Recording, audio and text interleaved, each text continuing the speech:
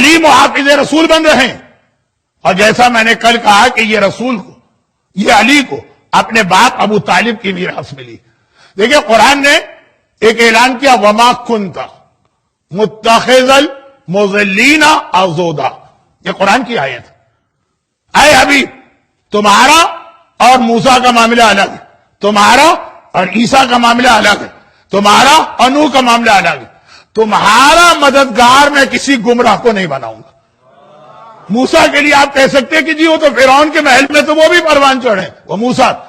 کہا تمہارا مددگار کبھی بھی کوئی گمراہ نہیں ہوگا. جو تمہارا مددگار ہے یہ دلیل اس بات کی ہے کہ وہ ہدایت کے اوپر ہے اور مومن ہے، صاحب ایمان ہے. خود پیغمبر کو یہ شرف اللہ نے دیا. ابو طالب کے ایمان کو قرآن کریم اس آیت کے ذریعے کتنے حسین انداز میں پیش کر رہا. وَتَقَلُّبُكَ فِي السَّاجِدِينَ، یہ بھی قرآن کی آیت ہے. اے حبیب تمہارا نور جو آدم سے یہاں تک آیا صرف سجدہ کرنے والی کی پیشانیوں سے گزرا ہے، کسی بھی کافر و مشرک و بے دین کی پیشانی سے نہیں گزرا.